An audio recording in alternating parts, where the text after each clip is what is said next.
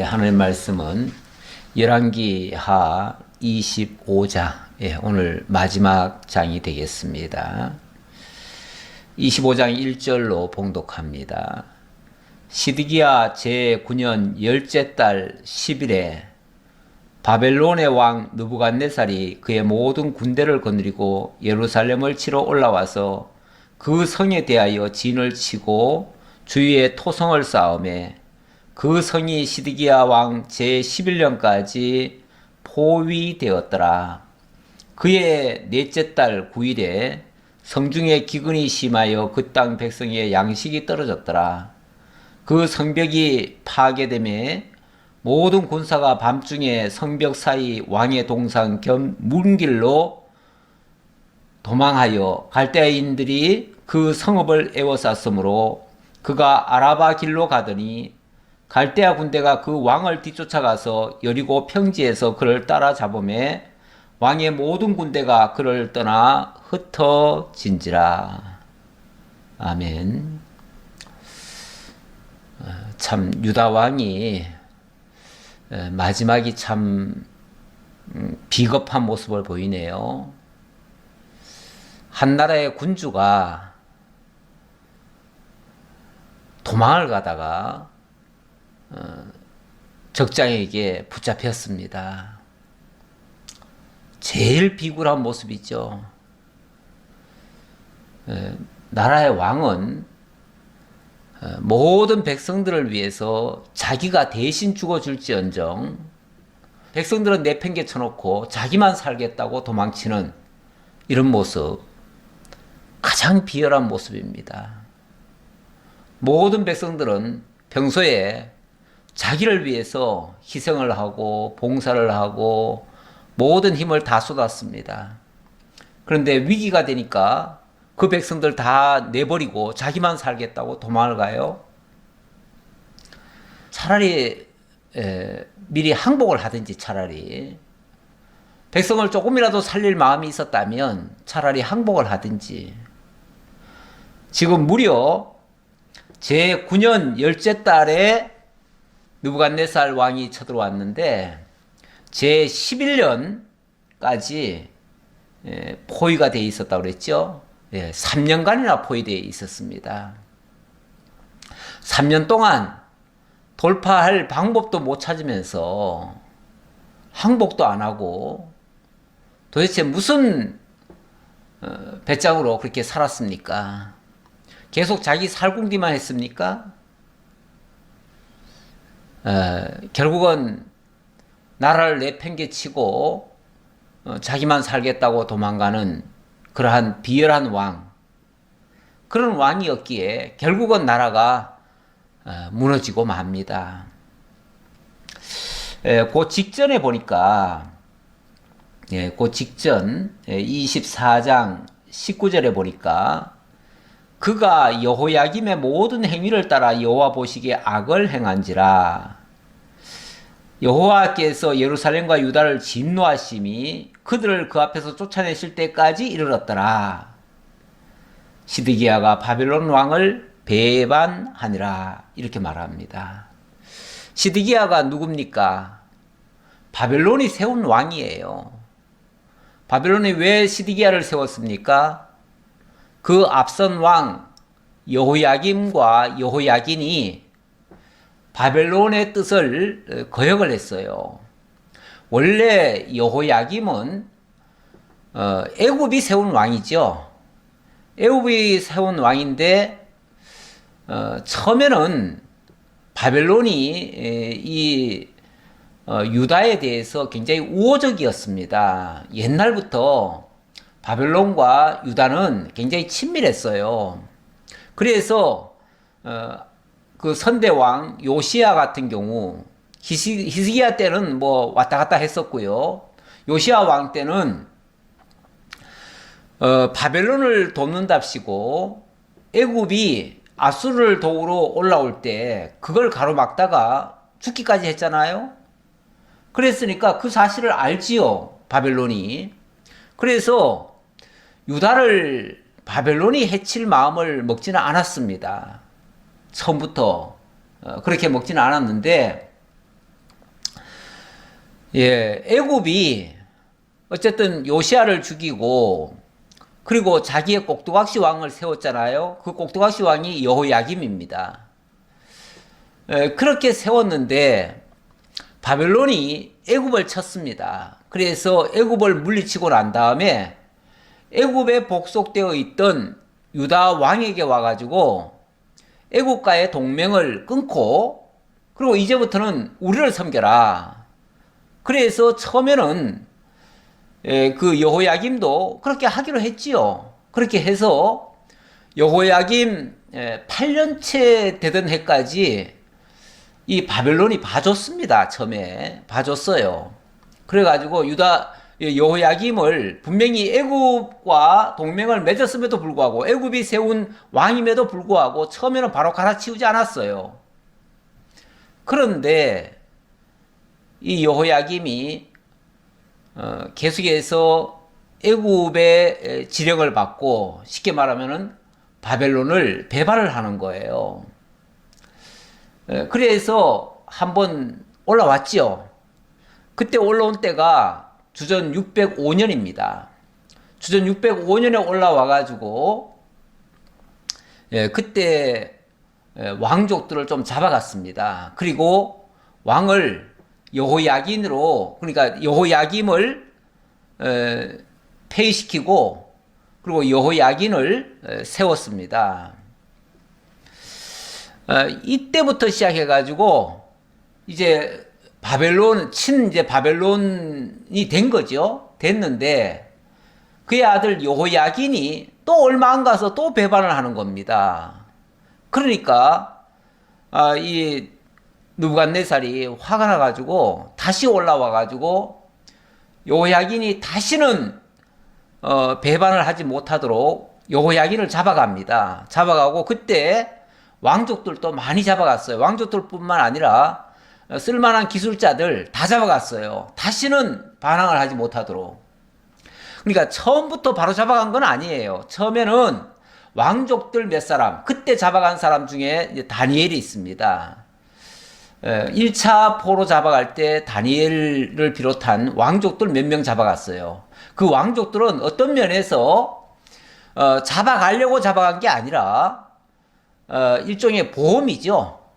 쉽게 말하면 너희들 우리 배신하지 말아라. 우리 배신하면 이 잡아간 사람들 가만 안 두겠다. 그런 뜻이에요. 옛날에 중국이 우리나라의 왕자들을 한두 명씩 데리고 갔었어요. 절대 배신 못하도록. 만약 배신하면 죽이겠다는 거죠. 뭐 그런 식이에요. 일종의 볼모로 잡아간 거죠. 볼모로. 원래 어느 나라를 정복하면요, 그 나라를 만약에 유지시켜 주려면은 볼모를 잡아갑니다. 그것도 사실은 상당히 선대하는 거예요.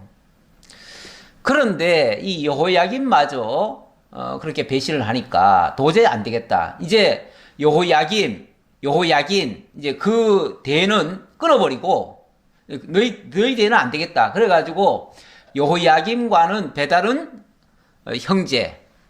형제인 시드기야를 왕으로 세웠습니다. 시드기야는 이제 그 어머니가 다르기 때문에 그리고 또 처음에는 이 바벨론의 그 친바벨론 성향이 있었던 것 같아요. 왜 그러냐면 여호아하스, 그의 형이 여호아하스거든요. 근데 여호아하스가 원래 바벨론파였거든요. 그러니까 우리와 가깝게거니 하고서 바벨론이 믿고 그를 왕으로 세운 겁니다. 그리고 이름도 원래는 마따니아인데 이름도 시드기야로 바꿔가지고 이제부터 너는 나의 봉신이다. 나를 섬겨야 되는 신하다. 신하 국가다 그 말이죠.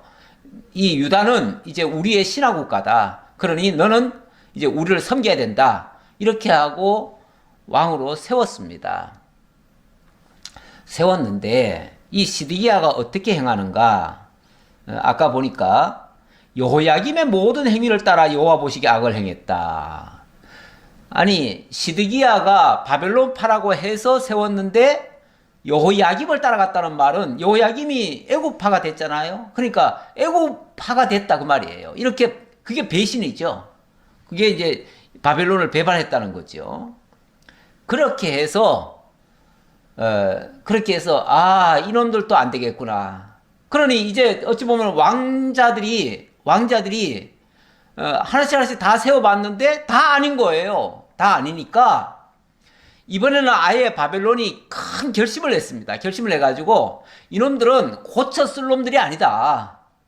그래서 완전히 진멸을 시켜버려야겠다. 그래가지고 이번에는 아주 각오를 하고 올라왔습니다. 그래가지고 대군을 이끌고 느부갓네살이 직접 올라온 겁니다. 그래가지고 무려 3년간이나 성을 에워쌌습니다. 3년간 성을 에워싸면 이 성이 어떻게 되겠습니까? 그 안에 물자가 밖에서 들어오질 못하니까 그 안에 있는 사람들이 다 굶어 죽습니다. 그래가지고 3년이 되니까 정말 양식이 다 떨어졌대요. 나중에 예레미야 애가를 보면요, 이때 장면이 소개가 되는데 그때 예레미야 애가가 너무너무 안타까워가지고 울부짖습니다. 뭐 양식은 다 떨어져가지고 다 죽어가고 있고 나중에는 자기 자녀들까지 잡아먹는 그런 일까지 벌어졌어요. 너무너무 끔찍하지요. 그러니까 예레미야는 끊임없이 시드기야에게 권고를 하지요. 지금 이 일은 하나님이 하시는 일입니다. 그러니까 순순히 항복하시면 70년 후에는 하나님이 다시 돌이킬 겁니다. 그러니 왕이시여 고집 피우지 말고 일단은 항복하십시오. 이렇게 권고했죠. 그게 말로 해서 안 되니까 나중에는 뭐 여러 가지 뭐 하나님의 그 증표를 다 보여줬어요. 그래도 안 들어요. 그러니까 나중에는 두루마리에다가 하나님의 말씀을 다 적어가지고 그걸 보냈어요. 그랬더니 그걸 싹둑 잘라가지고 그걸 그냥 화롯불에 다 태워버리잖아요. 이 예레미야가 얼마나 정말 얼마나 안타까웠겠습니까? 결국 안 됩니다. 이거는 뭐 회복 불능입니다. 그래서 하나님이 결국은 심판을 하러 오신 거예요. 자, 25장 1절 다시 보니까요. 바벨론의 왕 느부갓네살이 그의 모든 군대를 거느리고 예루살렘을 치러 올라와서 그 성에 대하여 진을 치고 주위에 토성을 쌓았다. 그러니까 성이 굉장히 일종의 난공불락의 성 아니겠어요? 난공불락의 성이니까 예루살렘 성은 굉장히 다윗이 아주 튼튼하게 지었고 어느 누구도 침범하지 못하도록 그렇게 견고하게 지었어요. 그러니까 그 성을 무너뜨리려면은 그 성보다 더 높은 성을 그 옆에다가 쌓아야 돼요. 쌓아서 그 위에서 공성태로 이렇게 던져가지고 그들을 무너뜨려야 되거든요. 그렇게 하려니까 그 주위에다가 또 성을 쌓았다. 이렇게 얘기를 합니다. 그러니까 시간이 많이 걸렸겠죠. 그래서 이제 3년간이나 걸리고 이번에는 완전히 다 쓸어버리겠다라고 하는 그런 각오로 한 겁니다. 그 성이 시드기야 왕 제11년까지 포위되었더라. 11년까지. 그러니까 무려 3년간, 뭐 정확하게는 한 2년 반 정도 되겠죠. 거의 이제 횟수로는 3년째가 되는데, 그의 넷째 달 9일에 성중에 기근이 심하여 그 땅 백성의 양식이 떨어졌더라. 이 양식이 다 떨어지고 이제 도저히 살 길이 없으니까 이제 왕이 도망갈 궁리를 하는 겁니다. 그 성벽이 파괴됨에 모든 군사가 밤중에 두 성벽 사이 왕의 동산 견문 길로 도망하여 갈대아인들이 그 성읍을 에워쌌으므로 그가 아라바 길로 가더니 그 옆에다가 토성을 높이 쌓았다고 그랬죠. 쌓아가지고 거기서부터 이제 무기를 던지니까 이제 막 성들이 무너지기 시작하죠. 무너지기 시작하니까 어딘가 뒤쪽에 어딘가에 이제 성벽이 이렇게 좀 금이 갔던가 봐요. 금이 가니까 그쪽이 이제 갈라진 틈을 타고 사람들이 도망을 가기 시작하는 겁니다. 군대들이 도망가기 시작하고 거기에 이 왕도 도망을 가는 겁니다. 사실은 뭐 왕이 안 움직이면은 군대도 움직이겠어요? 근데 왕이 움직이니까 군대들도 같이 도망을 가는 거겠죠. 자, 그런데 그러니까 이제 느부갓네살은 그 장면을 보고는 지금 왕이 도망가는구나. 빨리 가서 뒤쫓아라. 해서 어디까지 뒤쫓아갔냐면 아라바 길로 해가지고 여리고 평지까지 뒤쫓아갔다. 그렇게 얘기를 합니다. 자, 5절. 갈대아 군대가 그 왕을 뒤쫓아가서 여리고 평지에서 그를 따라잡음에 왕의 모든 군대가 그를 떠나 흩어진지라. 이제 잡히니까 그 백성들도 아니 그 군대들도 어차피 뭐 힘도 없고 사실은 도망가는 왕을 지켜줄 마음은 없을 거예요. 솔직히 말해서. 지 살겠다고 도망가는 왕을 뭐하러 지켜줍니까? 그러니까 군대들도 거기까지는 어쩔 수 없이 따라갔지만은 저까지 나타나니까 우리라도 살자 그러고 다 도망가 버린 거예요. 도망가니까는 뭐 왕과 아마 그 왕의 아들들, 왕의 그 뭐 내시들 뭐 이런 사람들만 남았겠죠. 그 외에는 다 도망을 가버렸어요. 그러니까 꼼짝없이 잡혔지요. 예. 잡히고 나서 그 다음 단계가 어떻게 되는가? 그 다음 단계를 보니까 뭐 성이 이건 지금 성 파괴되는 장면입니다. 성이 파괴되는 장면이고 요거는 그때 예레미야 애가에서 그때 장면을 얘기하는 건데요. 예레미야 애가에 보면 이건 물론 예레미야가 예언한 말씀이죠. 그리고 그때 상황을 소개한 내용이죠. 주께서 야곱의 모든 거처들을 삼키시고 긍휼히 여기지 아니하셨으며 노아사 딸 유다의 견고한 성체들을 허물어 땅에 엎으시고 나라와 그 지도자들을 욕되게 하셨도다. 맹렬한 진노로 이스라엘의 모든 뿔을 자르셨으며 이스라엘의 모든 뿔을 잘랐다. 그 말은 이스라엘의 모든 권세를 다 꺾어버렸다. 왕권도 무너뜨려버렸다. 그 얘기죠. 원수 앞에서 그의 오른손을 뒤로 거두어 들이시고 맹렬한 불이 사방으로 불사른 같이 야곱을 불사르셨도다. 그런데 이렇게 한 것이 주께서 원수같이 되어 이스라엘을 삼키셨으며 그 모든 군구들을 삼키셨고 견고한 성들을 무너뜨리사 딸 유다의 근심과 애통을 더하셨도다. 이게 누가 한 거라고요? 느부갓네살이 한 게 아니라 주께서 원수같이 되어 이렇게 하셨다. 이렇게 말을 하네요. 다음 장면에 보면요.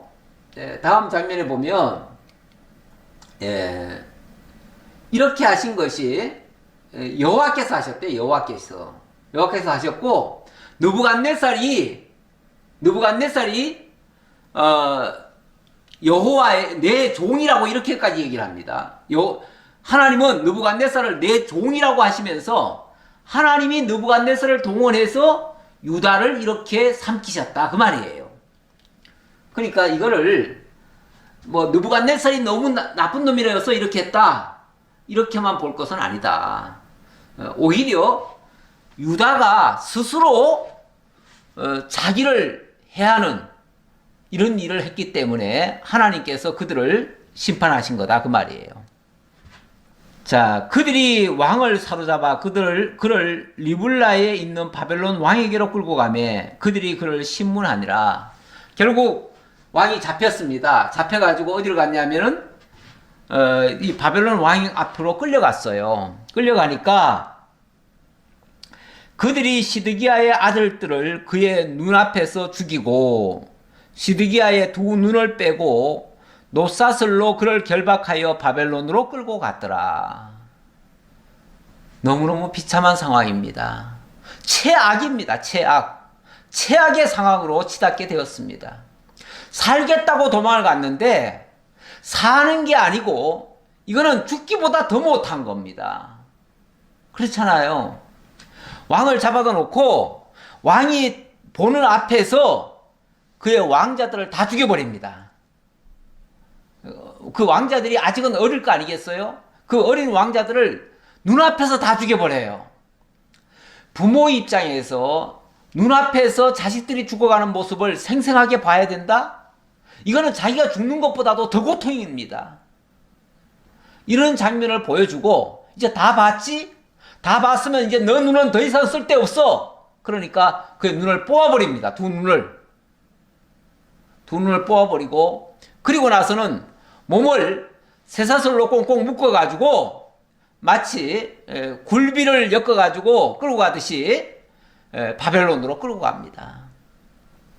이거는 왕이 아니라 옛날에 그 노예들 그것도 노예도 죄 지은 노예들 끌고 가듯이 끌고 가는 모습입니다. 이게 어찌 왕으로서 할 짓입니까? 가장 비겁한 모습이, 가장 비겁한 일을 한 사람이 가장 처량한 신세로 전락을 한 그런 모습이 되겠습니다. 그런데 이것이 하나님의 예언의 말씀대로 됐다는 거, 그걸 말씀드리고, 그 다음 8절로 12절에서는 예루살렘 성과 성전까지 완전히 헐리고 불살라지는 그런 장면이 되겠습니다. 바벨론 왕 느부갓네살의 19째 해 5월 7일에 바벨론 왕의 신복 시위대장 느부사라단이 예루살렘에 이르러 예루살렘 성전과 왕궁을 불사르고 예루살렘의 모든 집을 귀인의 집까지 불살랐으며, 귀인의 집들까지도 불살라 버렸다. 그러니까 이게 이 느부갓네살 왕의 입장에서는 너무너무 화가 났던 거예요. 자기네가 믿거라 하고서 맡겨놓은 그 시드기야 왕이 자기네들을 정면으로 거스린 거 아닙니까? 그러니까 이거는 원래 원수들이 대적하는 건 당연한 겁니다. 당연한 건데 믿노라 하고서 어느 정도 이해를 줬는데 그것을 배신하면요, 그 배신감에 덫을 떠는 겁니다. 그러니까 한 번 이렇게 혼내줄 거를 10번 100번 혼내주는 겁니다. 그래가지고 곱게 나라를 무너뜨리는 게 아니라 완전히 박살을 내버리는 겁니다. 완전히 박살을 내버려요. 다시 회복 불능이 되도록 만드는 겁니다. 그래서 성전까지도 허물어 버립니다. 심지어는 모든 집을, 귀인의 집까지 다 불살랐다. 예루살렘 성을 완전히 쑥대밭을 만들어 버린 겁니다. 시위 대장에게 속한 갈대아 온 군대가 예루살렘 주위에 성벽을 헐었으며 성중에 남아있는 백성과 바벨론 왕에게 항복한 자들과 무리 중 남은 자는 시위대장 느부사라단이 모두 사로잡아가고, 아니 이제는 항복한 사람들까지 다 잡아가네요.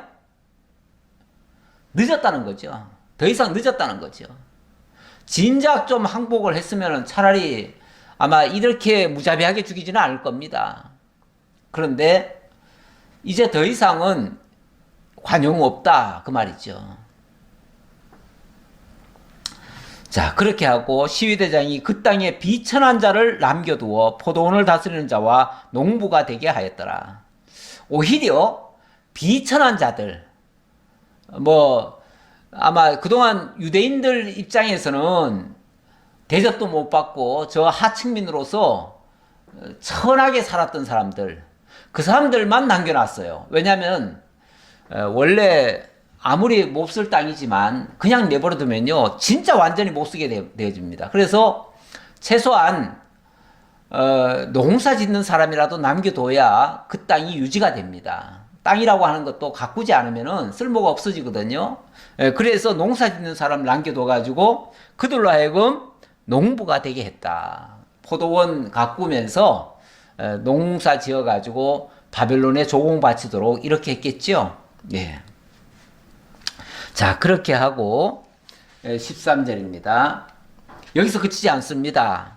갈대아 사람이 또 여호와의 성전에 두 녹기둥과 받침들과 여호와의 성전의 놋바다를 깨뜨려 그 놋을 바벨론으로 가져가고, 또 가마들과 부삽들과 부집개들과 숟가락들과 섬길 때 쓰는 모든 놋그릇을 다 가져갔으며, 이번에는 성전까지 다 파괴를 해버립니다. 파괴하고 성전 안에 있던 중요한 기물들, 물론 2차 때인가요? 그때도 좀 가져갔어요. 좀 가져갔는데 그때는 성전 자체를 헐거나 이러진 않았거든요. 그냥 기물들만 가져가서 나중에 거기서 보관을 했다 그랬어요. 보관했는데 이번에는 아예 막 깨트려 버립니다. 깨트려 버려요. 예. 뿐만 아니라 시위대장이 그릇들과 주발들, 곧 금으로 만든 것이나 은으로 만든 것이나 모두 가져갔으며, 또 솔로몬이 여호와의 성전을 위하여 만든 두 기둥과 한 바다와 받침들을 가져갔는데 이 모든 기구의 논무게를 헤아릴 수 없었으니, 그렇죠. 그 성전에 들어간 그 재료가 얼마나 많습니까? 금, 은, 뭐 보석뿐만 아니라 놋 이런 것도 엄청나게 많지요. 이런 것들을 헤아릴 수 없을 만큼 가져갔다. 너무너무 많은 양을 다 가져간 거죠. 그 한 기둥은 높이가 18규빗이요. 그 꼭대기에 논머리가 있어 높이가 3규빗이요. 그 머리에 둘린 그물과 석류가 다 놋이라. 다른 기둥의 장식과 그물도 이와 같았더라. 그 어마어마한 그 위험찬 그런 것들까지 다 헐어버리고 다 가져가 버렸다. 그리고 시위대장이 대제사장 스라야와 부제사장 스바냐와 성전 문지기 세 사람을 사로잡고 또 성중에서 사람을 사로잡았으니 곧 군사를 거느린 네시 한 사람과 또 성중에서 만난 바 왕의 시종 5사람과 백성을 징집하는 장관의 서기관 한 사람과 성중에서 만난 바 백성 60명이라. 뭐 닥치는 대로 다 잡아들였다는 거예요. 여기 지금 그림이 이런 것들을 다 잡아들여가지고 닥치는 대로 다 죽였다는 거예요. 심지어는 제사장까지도 잡아 죽였어요. 이 대제사장이나 그 뭐 선지자들이나 이런 사람들이 그 당시에 활동을 하고 있었거든요. 그런데 이런 사람들이 예레미야 선지자를 통해서 주신 하나님의 말씀을 받아들였느냐? 안 받아들였어요. 오히려 왕 옆에 있으면서 왕을 부추겨 가지고 왕이 반역을 하도록 그렇게 했어요. 참 희한하게 뭐 그 왕도 나름대로는 자기도 나라를 위해서 했다고 하겠지요. 나라를 위해서 한다고 했는데 그게 일종의 민족주의죠. 애국이라고도 할 수 있고요. 자기 딴에는 그게 애국이라고 생각했던 거예요. 나라를 지키는 게 애국이고 나라를 지키기 위해서는 우리를 공격하는 저 바벨론을 대항해서 싸워야 된다. 이게 애국주의예요. 일종의. 그리고 민족주의예요. 그런데 그것도 하나님 앞에 먼저 바로 선 다음에 그렇게 하는 건 모르겠지만 하나님의 뜻을 거스려 가면서까지 그렇게 하는 것은 결코 그것은 바람직한 애국이 아닙니다. 그 애국이라는 말, 민족주의라는 말, 이게 우리 기독교인들 가운데서도 굉장히 애국적인 사람들이 많습니다. 어떤 교회들은 아예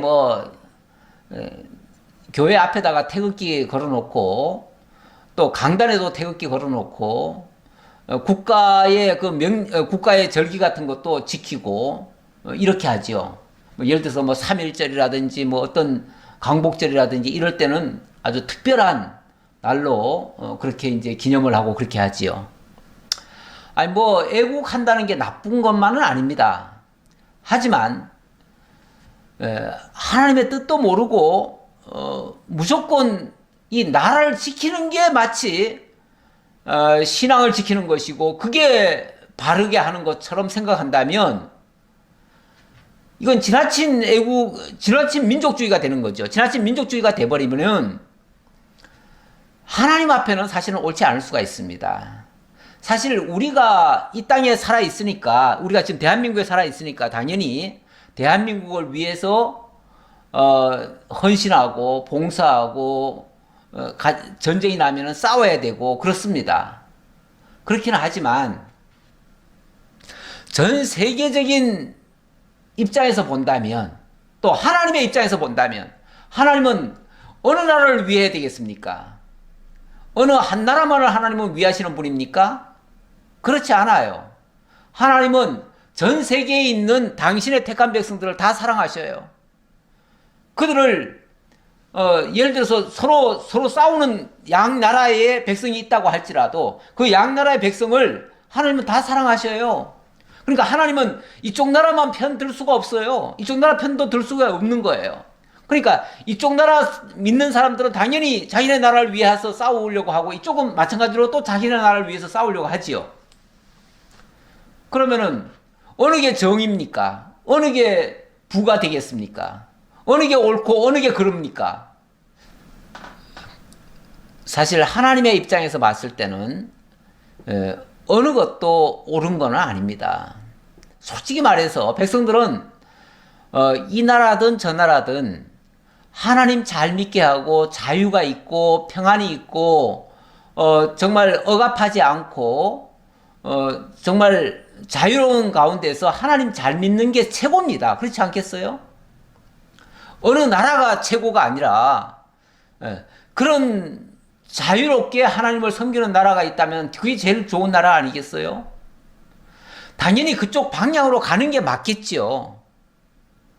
애국이 아니라 그쪽 방향으로 가는 게 맞겠지요. 그런 의미에서 하나님이 때에 따라서는 어느 나라에 보내가지고 그 나라를 통해서 인도하실 수도 있어요. 그런데 그것을 너무 애국주의에 함몰이 돼가지고 그렇게 하다 보면은 하나님의 뜻을 거스를 수가 있습니다. 근데 세상 나라 정부는요, 하나님이 평가하실 때 성경에서는 그렇게 얘기를 합니다. 세상 나라를 짐승 같다 이렇게 표현합니다. 짐승의 나라로 표현하기도 합니다. 왜냐하면 세상의 그 권력자들 보면요, 진짜 짐승 같은 행동을 많이 하지 않습니까? 예. 서로 정적들을 죽이려고 하고 상대를 죽여야만 내가 올라간다고 생각해가지고 무자비한 그런 폭정을 하는 경우도 있고, 뭐 남의 나라에 대해서는 더 심하죠. 더 심하고. 그러니까 전쟁도 하는 거 아니겠어요? 근데 한 나라 안에서도 지도자들은 그런 쪽으로 가기도 합니다. 그 짐승 같은 모습을 보이기도 합니다. 그래서 세상 나라 정부가 하는 일이 다 옳다고는 절대 할 수가 없습니다. 그래서 하나님은 때로는 다른 나라를 동원해가지고 자기 나라를 심판하는 경우도 있어요. 지금 하나님이 바벨론을 들어다가 유다를 심판하시는 거예요. 이런데도 무조건 유다 편만 들어야 됩니까? 그런데 여기 지금 제사장이나 이런 사람들은 아마 그렇게 했던 것 같아요. 그렇게 하니까 하나님이 그들을 바벨론 왕을 통해서 그들을 다 죽이라고 하신 거예요. 죽게끔 하신 거예요.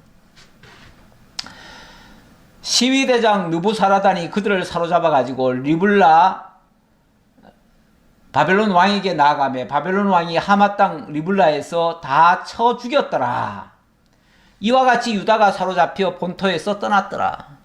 그래서 그 당시 제사장이나 고위직에 있던 사람들 다 같이 죽었습니다. 다 같이. 지금은 느부갓네살 입장에서는 완전히 지금 화가 나가지고 화가 머리끝까지 난 거예요. 그래서 도저히 이들을 고쳐서는 못 쓰겠다, 완전히 죽여버리겠다, 이렇게 생각했던 거예요. 자, 22절 보겠습니다. 점점 심각하죠? 22절.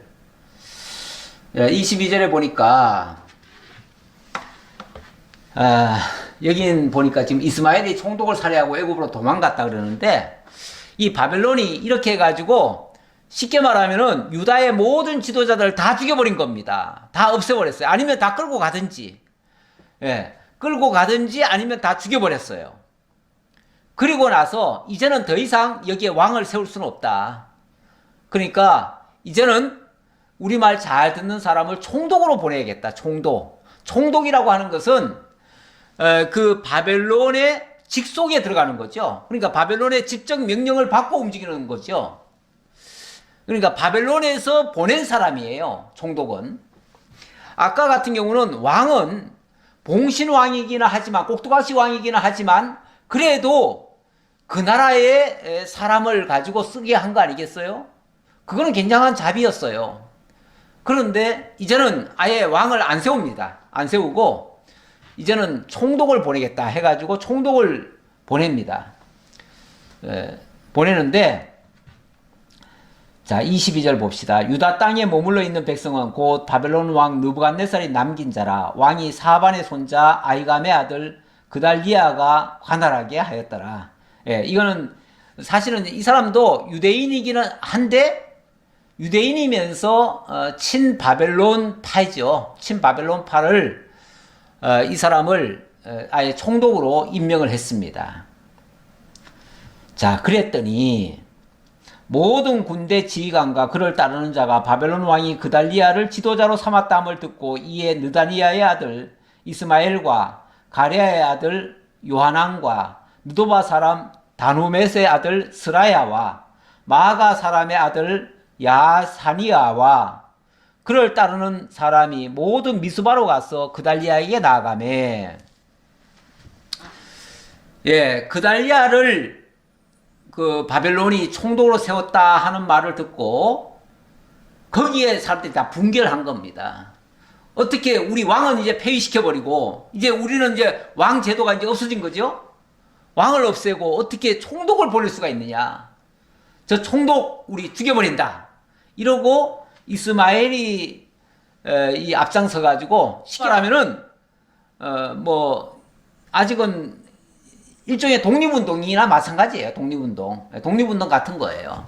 그래서 독립운동 하면서 결국은 그들을 그 총독을 이제 시해하기로 결심하고 다 몰려간 겁니다. 총독에게로 몰려가 가지고 24절 그달리아가 그들과 그를 따르는 군사들에게 맹세하여 이르되 너희는 갈대아인을 섬기기를 두려워하지 말고 이 땅에 살며 바벨론 왕을 섬기라. 그리하면 너희가 평안하리라 하니라. 여러분 걱정하지 마십시오. 나도 유대인입니다. 그러니 내가 이제 총독으로 일단 세워줬으니 내가 총독은 하지만은 여러분들을 위해서 살겠습니다. 내가 편안하게 이 백성들이 살 수 있도록 내가 여러분들 편에 서가지고 하겠습니다. 그러니까 원래는 총독을 보내면은요, 총독은 바벨론에서 사람을 보낼 수가 있어요. 그런데 어쨌든 유다인을 보냈다는 것은 유대인들의 마음도 환심도 사면서 동시에 자기네들 말도 듣도록 이렇게 한 것 같아요. 이것만 봐도 바벨론이 상당히 많이 자비를 베푼 셈이에요. 그런데 이들은 용납을 못합니다. 용납할 수가 없습니다. 그래가지고 어떻게 했는가? 25절 7월에 왕족 엘리사마의 손자 느다니아의 아들 이스마엘이 이 사람이 왕족이에요. 그러니까 평소 같으면은 왕이 될 수 있는 사람은 아닙니다. 왕족이긴 한데 왕이 될 수 있는 사람은 아니에요. 그런데 어쨌든 자기 딴에는 우리가 왕족인데 이런 것을 도저히 볼 수 없다 해가지고 쉽게 말하면 반역을 모의한 겁니다. 그래가지고 부하 10명을 거느리고 와서 그달리아를 쳐서 죽이고 또 그와 함께 미스바에 있는 유다 사람과 갈대아 사람을 죽인지라. 그러니까 미스바라고 하는 곳에다가 아마 총독부를 세웠던 것 같아요. 미스바가 원래 사무엘 시대에 그 기도하던 그런 곳 아닙니까? 그러니까 온 백성들 모아놓고 이렇게 백성들한테 연설하고 하던 그런 장소입니다. 그런 장소인데 거기에 있는 이 총독을 쳐 죽인 겁니다. 그래 놓고 노소를 막론하고 백성과 군대 장관들이 다 일어나서 애굽으로 갔으니 이는 갈대아 사람을 두려워함이었더라. 자, 이렇게 해놓고는 애굽으로 도망을 갔다 그 말이죠. 애굽으로 도망을 갔어요. 그렇죠. 거기 있다가는 다 죽을 거니까요. 네. 여기는 지금 예레미야에 있는 예언의 말씀인데요. 예레미야가 이렇게 얘기를 합니다. 너희들 자꾸 애굽 믿고 자꾸 그렇게 바벨론에 대항을 하는데 너희들이 애굽을 믿고 애굽 의지하면 너희들은 애굽에 의해서 또 망해. 그 얘기예요. 너희들이 애굽에 도망가도 애굽에서 살 수 없어. 이거를 경고한 거예요. 자, 그 내용을 한번 볼게요. 44장 12절인데 내가 또 애굽 땅에 머물러 살기로 고집하고 그리로 들어간 유다의 남은 자들을 처단하리니 애굽에 들어간 사람들 그들을 하나님이 처단하시겠대요. 이거 지금 하나님의 말씀을 들려주는 거 아니에요? 네. 그들이 멸망하여 애굽 땅에서 엎드러질 것이라. 그들이 칼과 기근에 망하되 낮은 자로부터 높은 자까지 칼과 기근에 죽어서 저주와 놀램과 조롱과 수치의 대상이 되리라. 그러니까 애굽이 안전하다고 할 수 없습니다. 지금 바벨론을 대항했다가 애굽에 도망갔는데 애굽에 가면은 잘 살 것인가? 절대 그렇지 않다 그 말이죠. 내가 예루살렘을 벌한 것 같이 애굽 땅에 사는 자들을 칼과 기근과 전염병으로 벌하리니 애굽 땅에 들어가서 거기에 몸으로 살려는 유다의 남은 자 중에 피하거나 살아남아 소원대로 돌아와서 살고자 하는 유다 땅에 돌아올 자가 없을 것이라. 다시 말하면 애굽에 들어갔던 사람들 중에서는 유다 땅에 다시 돌아올 사람들이 없을 것이다. 예. 이렇게 말씀하시면서 오히려 바벨론에 잡혀간 사람들은 70년 후에는 다 돌아올 것이다. 또 이렇게 얘기를 해줍니다. 그러니까 지금은 어쨌든 바벨론에 항복하는 것이 상책입니다. 상책인데 그 사실을 이들은 현실적으로 받아들일 수가 없어요. 받아들일 수가 없어요. 그래가지고 그들은 그걸 거부하고 결국은 총독을 죽이고 애굽으로 다 도망갔습니다. 애굽이 살려줄 것이라고 생각했던 거죠. 자, 그 뒤에 어떻게 됐는가? 27절에 보니까 유다의 왕 여호야긴이 사로잡혀간 지 37년 곧 바벨론의 왕 에윌 무로닥이 즉위한 원년 12월 그달 27일에 유다의 왕 여호야긴을 옥에서 내놓아 그 머리를 들게 하고 그에게 좋게 말하고 그의 지위를 바벨론에 그와 함께 있는 모든 왕의 지위보다 높이고.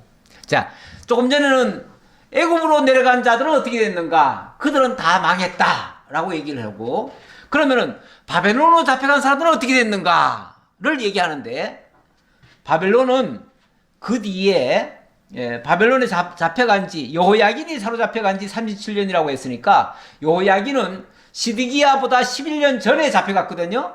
그러니까 11년, 여기서 37년에서 11년을 빼면 26년입니다. 26년. 그러니까 나라가 망한 지 26년째 되던 해에 바벨론에 큰 변화가 있었습니다. 변화가 무슨 변화가 있었냐면 거기에 왕이 바뀌었어요.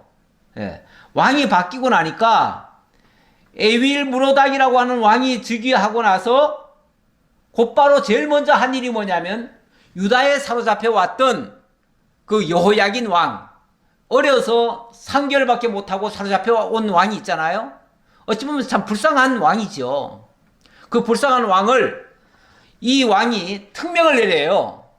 그를 석방시켜라. 석방시키고 그를 우리 왕궁으로 들여와라. 그래가지고 왕궁에 자기와 같이 살면서 왕궁에서 주는 그 음식을 먹게 하고 그들과 똑같은 왕자의 대접 또는 다른 모든 속국들의 왕들보다는 더 높은 지위에 올려가지고 최고 대우를 받게 해주는 거예요.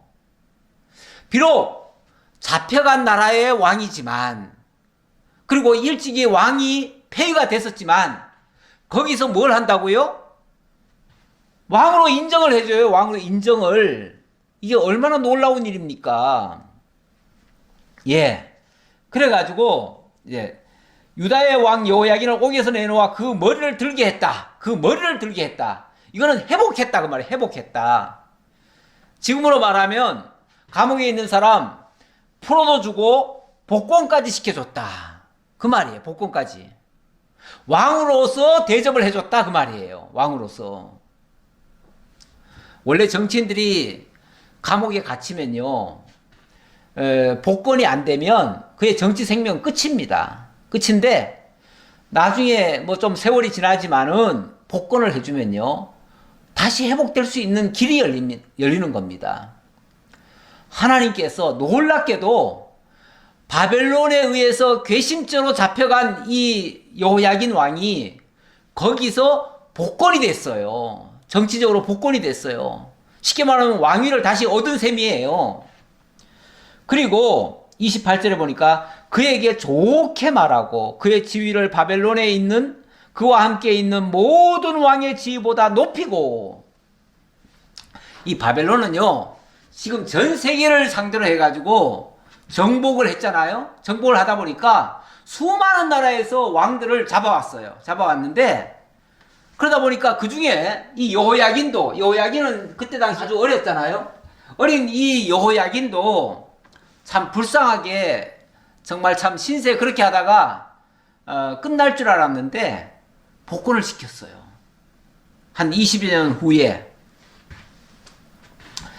자, 뿐만 아니라 그 제수의 의복을 벗게 하고 그의 일평생에 항상 왕의 앞에서 양식을 먹게 하였고, 제수의 의복을 벗겼다. 제수의 의복을 벗기고 왕의 복장을 갖추게 했다 그 말이에요. 그리고 일평생 항상 왕 앞에서 음식을 먹게 했다. 왕 앞에서.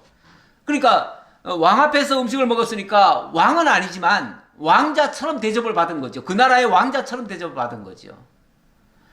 아니 이제 패망한 나라의 군주가 다른 나라에서 왕 대접을 받는다? 이게 있을 수 있는 일입니까? 이게 하나님의 보호하심입니다. 적진에서 상을 받게 되는, 원수의 목전에서 상을 받게 되는 이런 모습이죠. 시편 23편에 보면 하나님께서 원수의 목전에서 상을 베푸신다 이런 말이 있죠. 그렇게 하신 거예요. 그렇게. 그리고 머리를 들게 하셨다 이런 말도 하셨고요. 예레미야 52장 31절에 보면 이런 말씀이 있습니다. 여기에 좀 더 자세히 나오는 얘기인데요. 유다왕 여호야긴이 사로잡혀간 지 37년 곧 바벨론의 에윌 무로닥 왕의 즉위 원년 둘째 달 12째 달 25째 날에 그가 유다의 여호야긴 왕의 머리를 들어주었고 감옥에서 풀어주었더라. 이 머리를 들어주었다. 이거는 복권을 시켜줬다 그 말이에요. 복권을 시켜줬다. 자, 그렇게 하고요.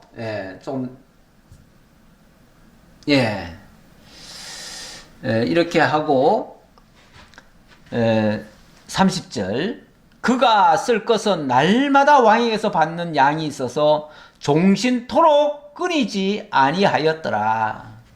그가 쓸 것, 그러니까 왕 앞에서 왕자 대접받고 먹고 뿐만 아니라 모든 필요한 것을 그가 죽는 날까지 항상 공급했다. 왕 대접해줬다 그 말이에요. 비록 나라는 잃었지만 이런 나라의 왕을 인정을 해준 거예요. 이거는 표면적으로는 왕이 잃어진 것 같지만은 결국은 하나님께서 그 왕위를 보호하신 거예요. 보호하신 거. 이렇게 보호하시다가 나중에 그의 자손 스룹바벨을 다시 포로에서 돌아오게 하잖아요. 돌아오게 해서 그래서 나중에 그 스룹바벨을 통해서 성전을 다시 회복하게 하잖아요. 이게 하나님께서 유다 왕조를 보호하시는 그런 섭리입니다. 그런데 이렇게 하실 것을 예레미야를 통해서 미리 예고를 하셨습니다. 예고를 하신 장면 27장 6절 보니까 이런 말씀이 있습니다. 이거는 유다가 멸망하기 전에 시드기야에게 한 말입니다. 이제 내가 이 모든 땅을 내 종 바벨론의 왕 느부갓네살의 손에 주고 또 들짐승들을 그에게 주어서 섬기게 하였나니, 이게 누가 그랬다고요? 하나님이 이 유다를 바벨론에게 넘겨가지고 바벨론을 섬기도록 했다 그 말이죠. 섬기도록 했는데 또 들짐승들까지 그에게 다 주어서 섬기게 했다. 그래서 뿐만 아니라 모든 나라가 그와 그의 아들과 손자를 그 땅의 기한이 이르기까지 섬기리라 그랬는데, 여기 자세히 보시면요 이런 말이 있어요. 모든 나라가 그와 그의 아들과 그의 손자를 그 땅의 기한이 이르기까지 섬기리라. 다시 말하면 느부갓네살 때 잡혀가지요. 그리고 느부갓네살의 아들 때, 그 다음에 느부갓네살의 그 손주 때까지 섬길 것이다. 이 말은 그 후에는 어떻게 된다는 거예요? 그 후에는 돌아올 수 있다 그 말이에요. 그러니까 요 기간이 어느 기간이냐면 바로 70년입니다. 70년. 그래서 여호와께서 29장 10절에 보니까 여호와께서 이와 같이 말씀하시니라. 바벨론에서 70년이 차면 내가 너희를 돌보고 나의 선한 말을 너에게 성취하여. 이 선한 말, 다시 말하면 하나님이 너희들을 다시 회복할 거다라고 말씀하신 그 선한 말씀이 성취돼서 너희를 이곳으로 돌아오게 하리라. 이런 약속을 가지고 지금 항복을 하라고 한 거지, 무조건 나라 팔아먹으라고 매국노 같은 짓을 하라고 이 예레미야가 권고한 얘기가 아니에요. 이 유다는 이미 므낫세 때부터 완전히 기울었습니다. 그때부터 회복 불능의 상태로 빠졌어요. 그래서 그 뒤에 어떤 일을 해도 안 돼요. 안 되고, 그래서 하나님이 이미 내가 므낫세의 죄로 인하여 이 유다를 바벨론에 의해서 멸망을 시킬 거다. 그러나 아주 멸망시키는 건 아니고 내가 징계 가운데 던져두었다가 나중에 또 새롭게 변화시킬 것이다. 그러니까 그때까지는 쉽게 말하면 이 나라는 망할 수밖에 없다. 그러니까 순순히 항복해라. 순순히 바벨론을 섬겨라. 이렇게 얘기를 했잖아요. 그리고 그 기간도 아주 딱 못 박았잖아요. 70년 동안 섬기게 하겠다. 그러니까 너희들 아무리 발버둥 쳐도 소용없어. 그러니까 아예 하나님의 말씀에 순복해 라고 말씀하셨어요. 근데 여기 보니까 이 70년이라고 그랬는데 정말 참 하나님의 역사는 너무너무 놀랍습니다. 1차 포로가 BC, 그러니까 주전 606년에 시작이 됐는데 그때 느부갓네살이 침략을 해가지고 다니엘과 요야긴 폐위되고 다니엘 등이 잡혀갔어요. 그리고 2차 포로 때 주전 597년인데요. 그때 또 느부갓네살이 그때 배반을 하니까 화가 나가지고 다시 들어왔잖아요. 그때 이제 에스겔도 이때 잡혀갑니다. 에스겔을 비롯한 약 10,000여 명을 잡아갑니다. 이때는 이제 요야긴 왕도 잡아갔죠. 예, 그렇게 하고, 그 다음에 3차 포로가 주전 586년인데요. 586년에는 느부사라단이 와가지고, 예, 천한자 외에는 다 잡아갔어요. 아예 백성들 몽땅 다 잡아가고, 시드기야 왕 눈 뽑아가지고 끌고 갔어요. 이렇게 했는데, 나중에 70년이 딱 찼습니다. 70년이 되니까, 그때가 바로 606년에서 70년을 빼면은 536년이에요. 주전 536년에 스룹바벨에 의해서, 이 스룹바벨이 누굽니까? 바로 그 왕손이에요. 왕손. 그 왕손이 쉽게 말하면은 스룹바벨이 백성들을 데리고 귀환을 하는 겁니다. 이때 잡혀갔던 사람들이 많은데 그 중에서 49,897명을 데리고 돌아옵니다. 돌아와서 성전을 재건하는 거예요. 그리고 2차 귀환을 하는데 2차 귀환은 457년이죠. 457년은 597년에서 457년을 빼면은 이거 역시도 70년입니다. 이때는 돌아와가지고 에스라가 데리고 오는데, 에스라가 데려와가지고 그때 교육을 하고, 또 그 다음에 3차 또 기한도 또 있습니다. 3차 기한은 느헤미야가 또 데리고 옵니다. 데려와가지고 그때는 또 성을 중건을 하죠. 이렇게 해서 우리 하나님이 70년간 포로 잡혀가 있을 것이다 했는데 정확하게 70년 동안 1차, 2차, 3차 잡혀가게 하고 또 1차, 2차, 3차로 돌아오게 하고, 어쩌면 우리 하나님이 이렇게 정확할 수가 있습니까? 그러니까 이 모든 역사가 결국은 하나님의 말씀대로 되었다 라는 겁니다. 그런데도 사람들은 뭐 누가 어떻게 했고 누가 뭘 잘못했고 이래서 그렇다 저래서 그렇다 자꾸 그러는데, 그 하나님의 뜻을 분별할 수 있는 게 지혜입니다. 하나님의 말씀을 따르는 것이 지식이고요, 지혜고 총명입니다. 그런 것들을 분별하는 것이 총명이에요. 지혜와 지식, 총명이 있어야 하나님의 뜻도 분별하는데, 그게 없으면 미련하게 행하다가 결국은 다 파멸에 이르고 수많은 사람들을 정말 아프게 만들고 고통에 빠지게 만듭니다. 그래서 우리에게도 지혜가 필요합니다. 하나님의 뜻을 아는 지혜가 필요합니다. 하나님을 알면 좀 고생 덜 하면서도 정말 하나님의 뜻에 따라서 순복하며 살면 평안하게 신앙생활도 할 수 있을 것 같습니다. 근데 우리가 그게 현실이 잘 안 되죠. 안 되는데 그래서 배우기를 힘써야 됩니다. 하나님 뜻을 알기를 힘써야 됩니다. 하나님 뜻을 모르면은 정말 짐승 같은 삶을 살 수밖에 없고 고통 속에 빠질 수밖에 없고 나도 죽고 남도 죽이는 이 불상사가 발생합니다. 정말 지혜로울 필요가 있습니다. 하나님 뜻을 분별할 필요가 있습니다. 기도하겠습니다. 아버지 하나님 감사합니다. 오늘 열왕기 하를 통해서 마지막으로 하나님의 뜻이 어떻게 이루어지는지, 선한 일만 이루어지는 것이 아니라 때로는 이렇게 패망을 당하고 패망을 당하는 가운데서도 하나님의 뜻은 변함없이 이루어진다는 사실 다시 한번 깨달았습니다. 우리 하나님 정확히 언약하시고 언약대로 또 70년 만에 회복하시는 이 역사도 있었습니다. 그리고 다음에 헐어지고 새로 중건되는 그 스룹바벨 성전은 이전 영광보다 더욱 영광스러웠다고 하는 그런 또 하나님의 찬양이 있었습니다. 아버지 하나님, 우리 하나님은 결코 손해보는 일을 하지 않으실 줄 믿습니다. 잘못되는 것 같지만 결과적으로는 하나님께 영광이 되는 일인 줄 저희들 믿습니다. 그러기에 되어지는 모든 일에 저희들 순복하며 하나님 영광 돌리며 찬양하며 살아가는 저희 모두가 되게 하옵소서. 함께 주옵심을 감사드렸고 예수님 이름으로 기도하옵나이다. 아멘.